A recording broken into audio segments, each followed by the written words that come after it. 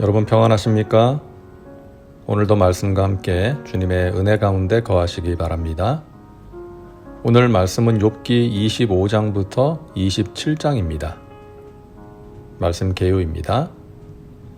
25장은 빌닷의 세 번째 말이고 26장은 빌닷의 말에 대한 욥의 대답입니다. 27장은 세 친구에 대한 욥의 최종적인 답변입니다. 말씀 묵상입니다. 25장은 욥의 세 친구들이 한 말 중 마지막 부분입니다.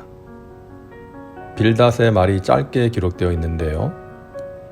빌닷은 먼저 하나님의 권능과 위엄에 대해서 말합니다. 하나님은 주권과 위엄을 가지셨고 높은 곳에서 화평을 베푸시느니라. 그의 군대를 어찌 계수할 수 있으랴? 그가 비추는 광명을 받지 않은 자가 누구냐?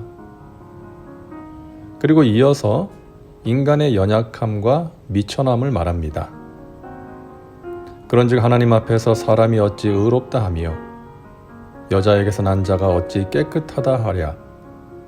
보라, 그의 눈에는 달이라도 빛을 발하지 못하고 별도 빛나지 못하거든. 하물며 구더기 같은 사람, 벌레 같은 인생이랴. 빌닷은 하나님의 권능과 위엄, 그리고 인간의 연약함과 미천함을 대비시킴으로써 하나님 앞에서 주장할 수 있는 인간의 의의는 아무것도 없다고 말하는 것입니다.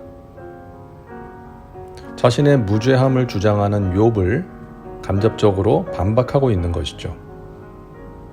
바로 전에 욥이 엘리바스의 말을 듣고 했던 답변 중에 하나님 앞에 나아가서 자신의 의로움을 판단받기를 원했던 것에 대한 비난이라고 볼 수 있습니다. 결국 빌닷은 불순한 인간이 하나님께 자신의 무죄함을 변론하고자 하는 시도가 쓸모없고 어리석은 일이라는 것을 욥에게 알려주고자 했던 것입니다. 하나님의 위대하심과 인간의 미천함에 대한 빌닷의 말은 그 자체로는 아무 문제가 없는 말이었습니다. 그러나 그 주장 이면에는 욥을 정죄하고 비난하려는 의도가 있었던 것이죠. 결국 오늘 빌닷의 마지막 말까지 욥에 대한 세 친구들의 말은 욥을 진정으로 이해하고 위로하기보다 자신들의 편협하고 인과응보론적인 주장을 일관되게 주장함으로써 욥을 정죄하고자 했던 것이죠.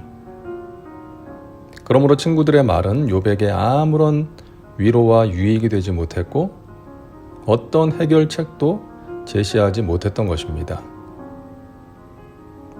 욥은 빌닷의 말에 대해 이렇게 답변을 시작합니다. 내가 힘없는 자를 참 잘도 도와주는구나. 기력 없는 팔을 참 잘도 구원하여 주는구나. 지혜 없는 자를 참 잘도 가르치는구나. 큰 지식을 참 잘도 자랑하는구나. 빌닷의 상투적인 말이 욥에게 아무 도움이 되지 않았다는 것을 나타내는 역설적인 표현이죠. 빌닷이 말한 것을 욥이 몰랐을 리가 없지 않습니까?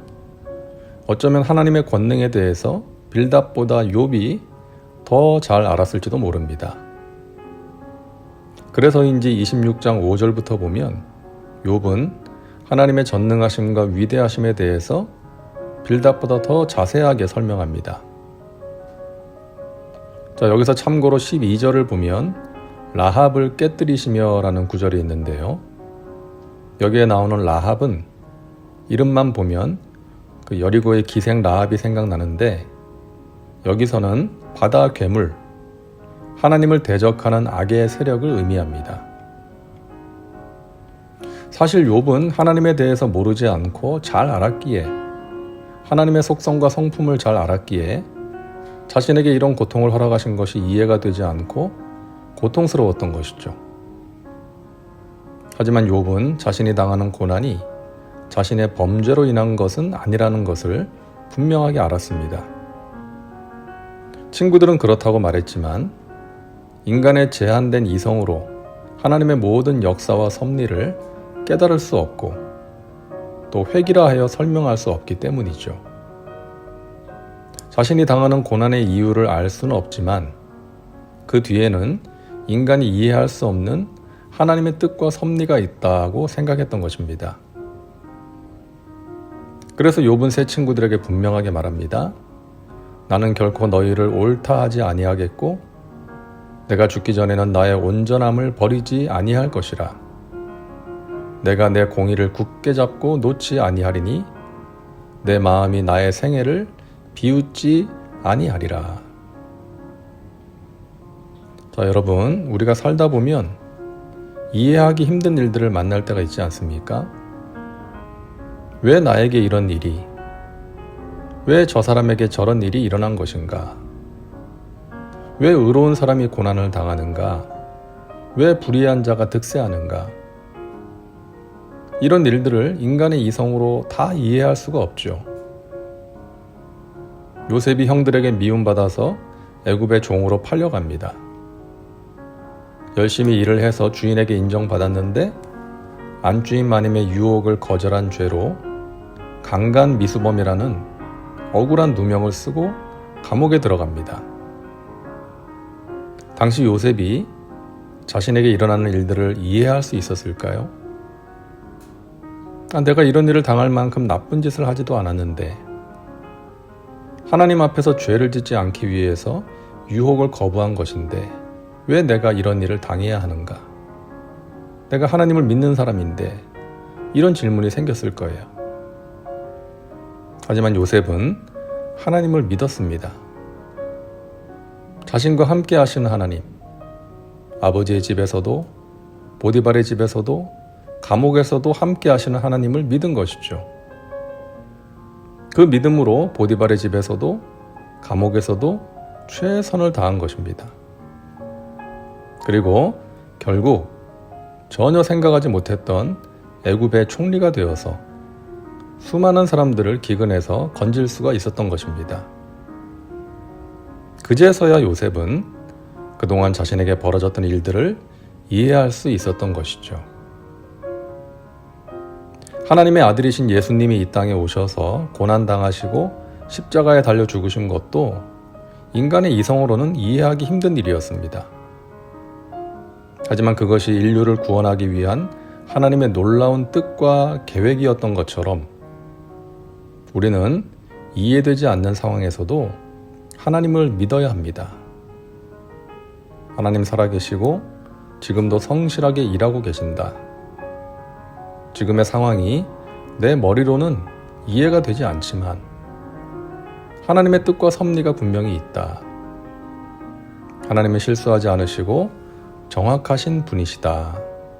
이 믿음으로 우리가 해야 할 일에 최선을 다해야 합니다. 다음은 말씀 적용입니다. 오늘 말씀을 통해 당신에게 주시는 메시지는 무엇입니까? 자신과 삶에 구체적으로 적용하시기 바랍니다. 이제 기도합니다. 사랑과 은혜가 풍성하신 하나님, 오늘도 말씀과 함께 살게 하시니 감사합니다.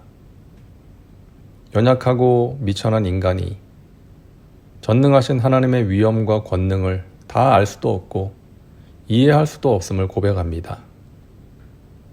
이해하기 힘든 일들을 만날 때 그저 살아계시고 전능하시고 신실하신 하나님을 신뢰할 수 있는 믿음을 우리에게 주옵소서. 그 믿음으로 인내하게 하시고 마침내 승리하게 하여 주옵소서. 예수님의 이름으로 기도하옵나이다. 아멘. 오늘도 말씀과 함께 은혜 가운데 거하시기 바랍니다. 여러분 사랑하고 축복합니다.